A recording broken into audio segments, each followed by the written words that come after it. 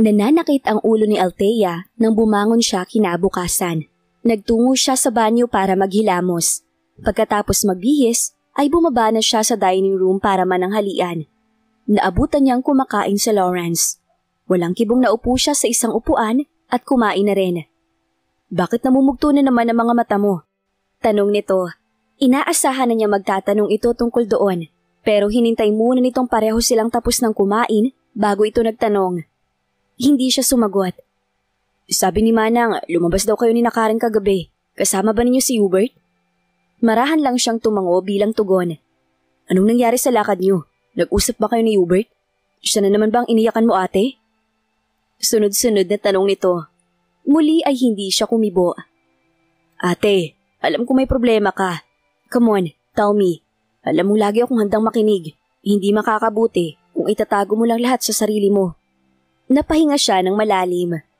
Alam ko na kung bakit galit na galit sa akin si Hubert. Ang buong akala niya ay niloko ko siya. Ang alam niya, nagpakasal ako sa ibang lalaki. Nagsalubong ang mangkiling nito. "Paano mo nalaman yun?" "Pinuntahan ako ni Geraldine. Sa kanya ko nalaman ang lahat. Pauwi na raw dapat dito si Hubert nang makarating sa kanilang balita na nag-asawa na ako." "Sino namang gagawang nagsabi sa kanila ng kalokohang yun?" Nagkibit balikat siya. "Hindi ko alam. Pero dapat, nalaman ni Hubert na hindi yun totoo. Dapat kinausap ka niya nun. Dapat nagtanong siya sa'yo. At saka, yung mga kamag-anak niya, dapat ay sinabi nilang totoo." Iyon na nga rin ang hindi ko maintindihan eh. Sinabi niya rito ang lahat, pati na rin ang nangyari sa pagitan nila ni Hubert nang nagdaang gabi. "Buo na ang desisyon ko, Lawrence. Hindi na ako ang mag-aayos ng kasal nila." Napatitig ito sa kanya.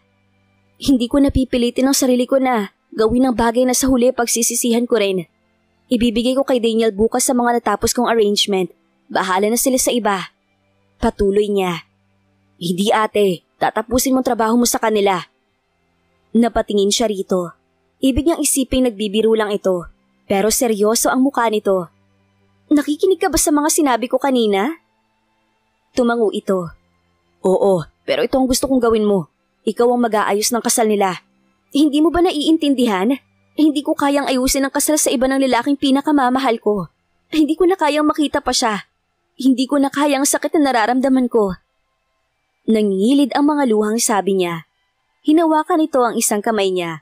Baka sa mukha nito ang awa para sa kanya. "Alam ko yon, pero sa gagawin mo, ikaw ang talo. Iisipin ni Hubert na iniiwasan mo siya, na hindi mo siya kayang harapin at ang mga sumbat niya. Tapusin mo ang trabaho mo. Total ilang linggo na lang naman at ikakasal na sila." Patuloy lang siya sa paghikbi. Sa isang banda ay naisip niyang may punto ito. "Pinanindigan mo na rin naman na may asawa ka na. Panindigan mo rin na hindi ka apektado sa nangyayari ngayon. Ipakita mo sa kanya na baliwala na talaga siya sa'yo." Tumayo na ito at iniwan siya. Napahagulhol siya. Tama ang mga sinabi nito. Pero paano niya kakayanin ang lahat? Paano niya babaliwalain ang sakit na nadarama niya sa tuwing nakikita niyang magkasama sina Daniel at Hubert? "What? Ikaw? May asawa? Kanino naman daw nanggaling ang balitang yon?" Gulat na tanong ni Clarice kay Althea. Pinuntahan niya ang kaibigan sa bahay nito pagkatapos nilang mag-usap ni Lawrence. Ikinwento niya rito ang mga sinabi ni Geraldine. "Hindi ko rin alam. Hindi naman sinabi ni Geraldine kung sino ang nagbalita sa kanila noon. Tapos pinaniwalaan naman agad niya yon nang hindi ka man lang kinakausap? Bobo pala siya eh." Nagigigil na sabi nito. "Sino kaya may pakana nun? At bakit gusto niya kayong paghiwalayin?" Nagkibit balikat siya. "Tapos ikaw namang si Gaga, hinayaan mo na napagsalitaan kanya ng ganun kagabi?" Sermon ito sa kanya. "Sana sinabi mo na wala kang asawa. Tingnan ko lang kung ano magiging reaksyon niya." "Ayokong malaman niya ang totoo. Hindi na importante yon. Hayaan na natin siya magpakasal kay Daniel." Anong plano mo? Siguro naman bibitaw ka na sa trabaho mo sa kanila." "Itutuloy ko pa rin. Ako ang mag-aayos ng kasal nila.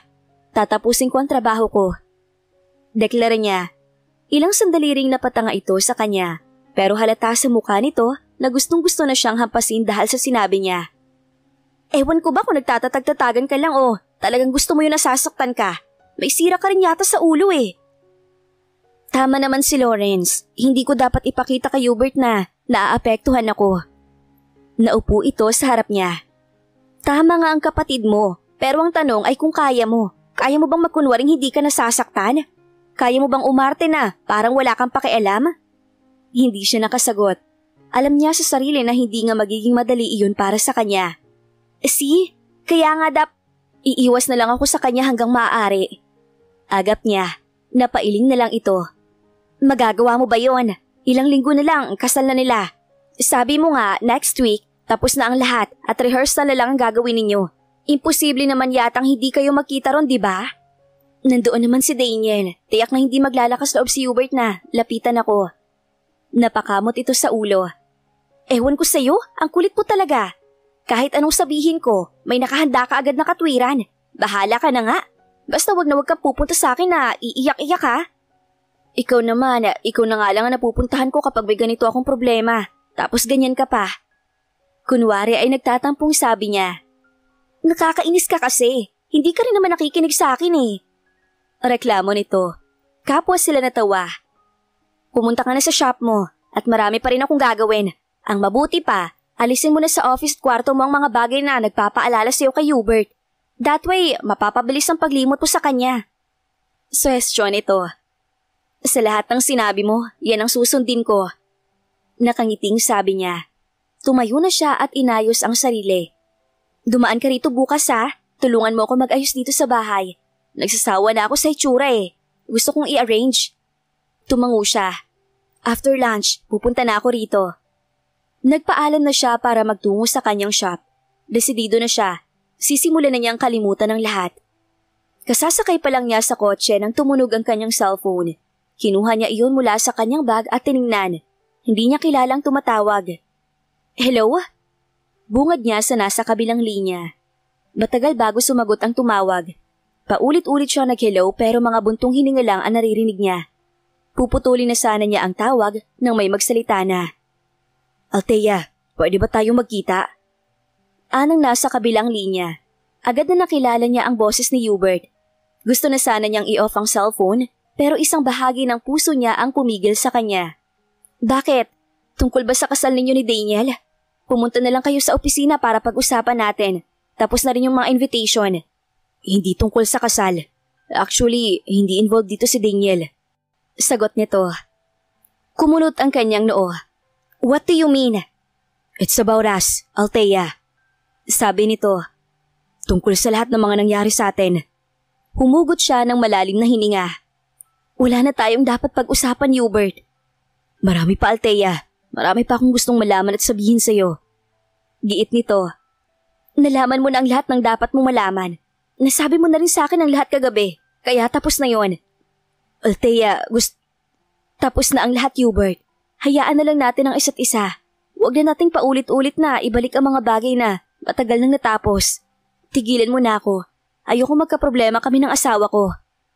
Tinapos na niya ang pakikipag-usap dito. Kagat ang iba bang labi na isinubsob niya ang ulo sa manibela. Bakit ngayon mo pa ako kakausapin, Hubert? Dapat noon mo pa yun ginawa, nung hindi pa ganito. Nung may pag-asa pang maayos at maibalik natin ang dating samahan natin. Nang makalma ang sarili ay saka lang niya binuhay ang makina ng sasakyan. Hindi na siya tumuloy sa kanyang shop sa pangambang baka pumunta roon si Hubert at pilitin siyang makipag-usap dito. Umuwi na lang siya sa bahay. Kapag may tumawag o maghanap sa akin, sabihin mo wala ako, hindi pa ako dumarating. Pagdating ni Lawrence, sabihin mo wag muna akong iistorbohin. Bili niya sa katulong pagka-uwi. Tumango ito. May tumawag nga po pala kanina. Hinahanap kayo. Hubert po ang pangalan. Kapag tumawag uli, sabihin mo wala ako. Hindi ko siya gustong makausap. Tumuloy na siya sa kanyang kwarto. Nag-shower muna siya bago nahiga sa kama.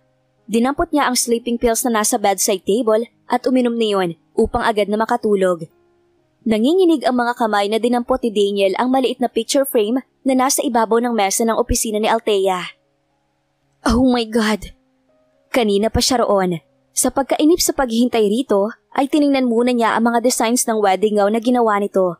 Noon naagaw ng picture frame ang pansin niya.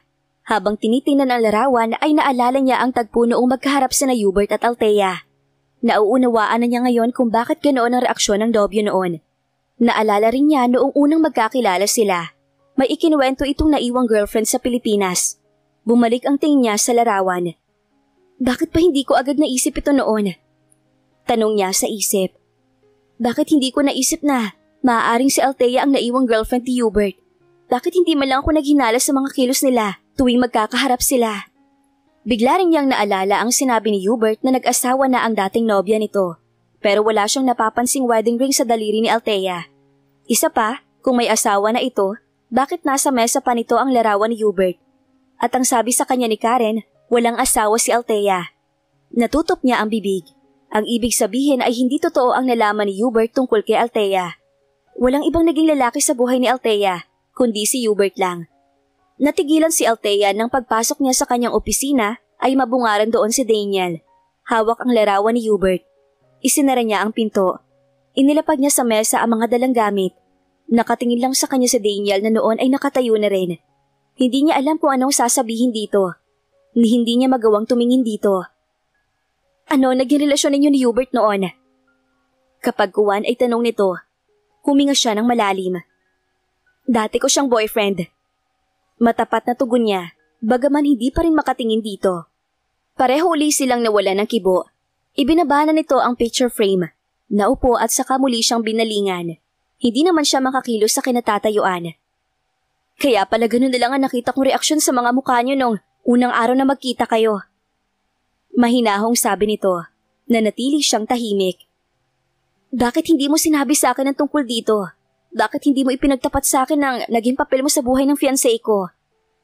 Titig na titig ito sa kanya habang nagsasalita. Muli ay bumuntong hininga siya bago nagsalita. Naisip kong hindi na yun mahalaga, lalo na at ilang taon na rin naman ang lumipas. Ang alam ni Hubert ay matagal ka nang ikinasal sa iba, kaya alam ko na yon. Pinuntahan ako ni Geraldine dito para kausapin at ipamukha sa akin ang panulokong ginawa ko sa kapatid niya. Mabilis na sabi niya. At hindi totoo yon. Lahat ng mga nalaman ni Hubert ay kasinungalingan. All these years, wala kang ibang minahal kundi si Hubert. Tinupad mong pangako mo maghihintay ka sa kanya. Hindi siya kumibo. Tiningnan lang niya ito pagkatapos ay napayuko. Naupo siya dahil nararamdaman na niya ang panlalambot ng kanyang mga tuhod.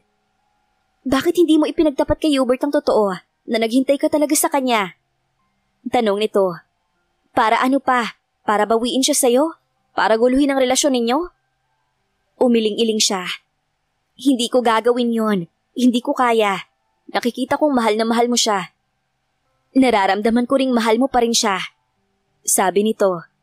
Karapatan ni Hubert na malaman ang totoo. Pagkatapos ano?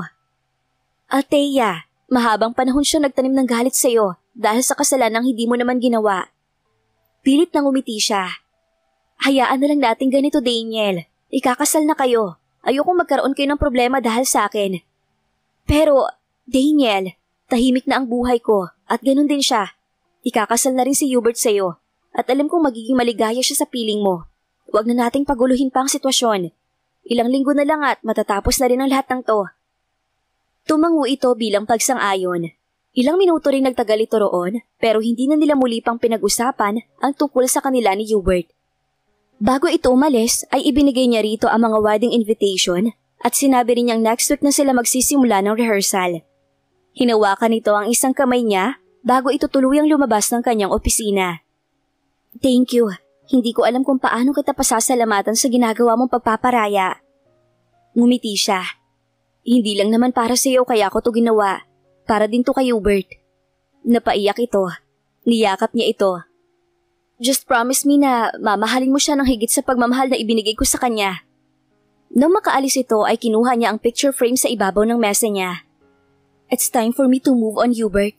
Siguro nga ay may dahilan kung bakit nangyari ang lahat ng ito.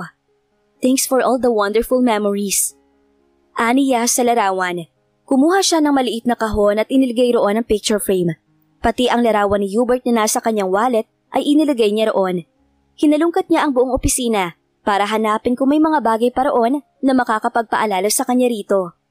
Nang buksan niya ang drawer ng kanyang mesa, ay nakita niya roon ang huling card na natanggap niya mula kay Hubert. Kinuha niya iyon at binasa. Nang matapos siya sa pagbabasa, ay hilam na sa luha ang kanyang mga mata. Kapag uwan ay isinama na rin niya iyon sa kahon na pinaglagyan niya ng mga larawan nito. Itinabi na niya iyon. Sa dami ng inaasikaso niya, siguro naman ay mawawala na rin ito sa isip niya. Yun ang matagal na niyang dapat ginawa. Unang session iyon ng rehearsal ng kasal ni Hubert at Daniel. 9:00 na nang dumating si Althea sa Barasoan Church. Naroon na si Daniel at ang ibang mga aabay sa kasal.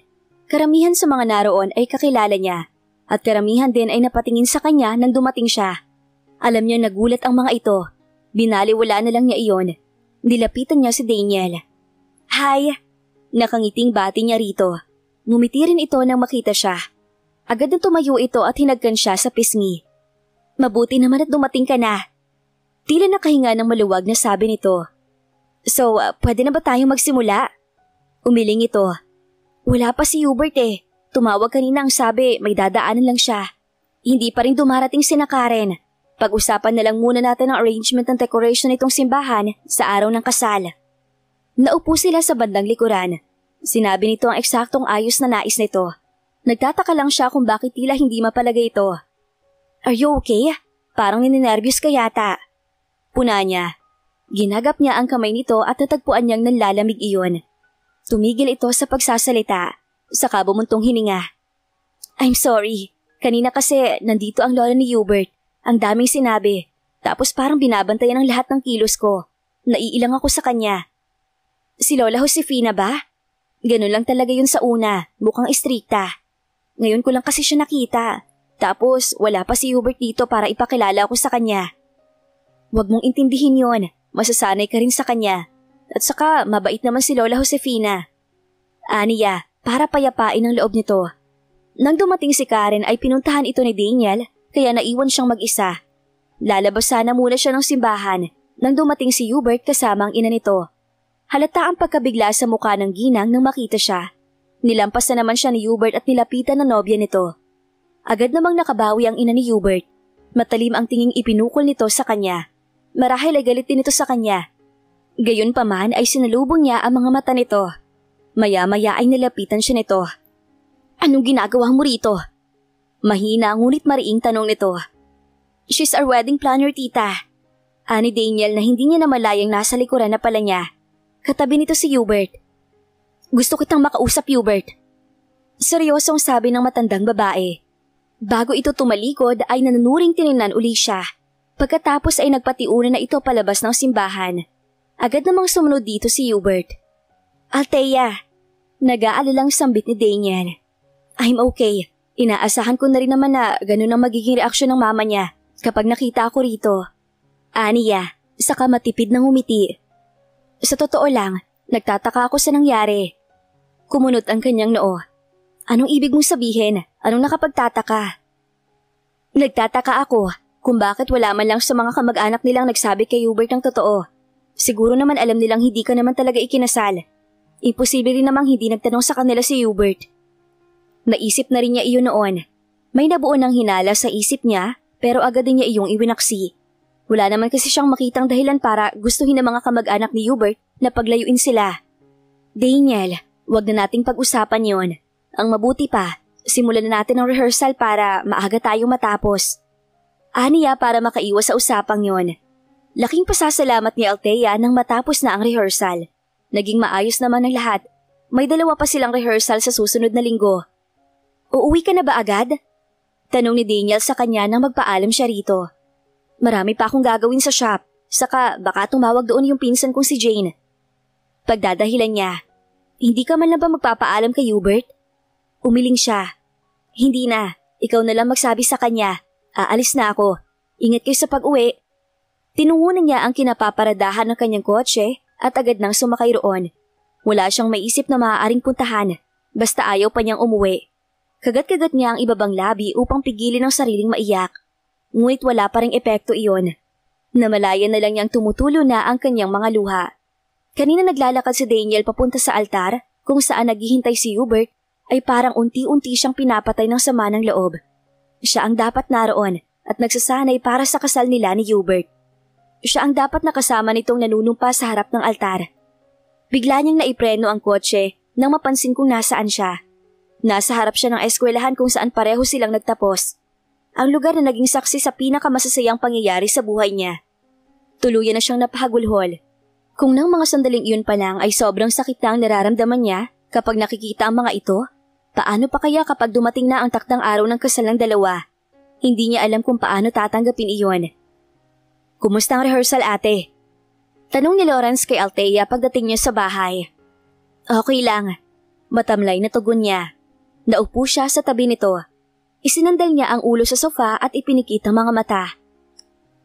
Namumugto na naman ang mga mata mo. Umiyak ka na naman ba? Kapag kuwan ay tanong nito. Hindi siya sumagot. Anong nangyari? Huminga siya ng malalim bago sumagot. Wala naman. Okay lang sanang lahat pero dumating ang mama niya. Ang mama ni Hubert? Bakit? May sinabi ba siya sa'yo? Wala. Tinignan lang niya ako ng masama at nagtanong kung ano ang ginagawa ko roon. Lahat naman ng tao roon nakatingin sa akin pagdating ko pa lang. Nagulat siguro sila na naroon ako.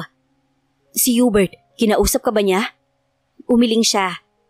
Gusto sana kitang samahan kanina, kaya lang maaga kang umalis eh. Bakit naman? Babantayan mo ako? Aniya na napangiti. Oo. Mabilis na sagot nito. Bakit? Hindi ko naman kailangan ng bodyguard ah. Gusto ko lang masigurong hindi ka lalapitan ni Hubert at pagsasabihan uli ng masasakit na salita. Sa susunod na gawin niya yun, talagang makakalaban na niya ako. Banta nito. Napangiti siya. Humilig siya sa balikat nito. Thank you. Para saan na naman yan? Tanong nito. Sa lahat, I'm lucky to have you for a brother. Para na rin ako may best friend sa katauhan mo. Lahat ng pag-aalaga, ginawa mo sa akin. Gayong ako dapat ang gumagawa nun sa'yo. Kung mag-isip ka, parang mas matanda ka pa kaysa sa akin.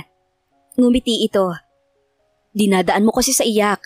Hindi ka malang lumaban. Hindi naman kita matiis. Ayoko nakikitang umiiyak ka kasi pumapangit ka. Wala pa naman sa lahi natin ang pangit.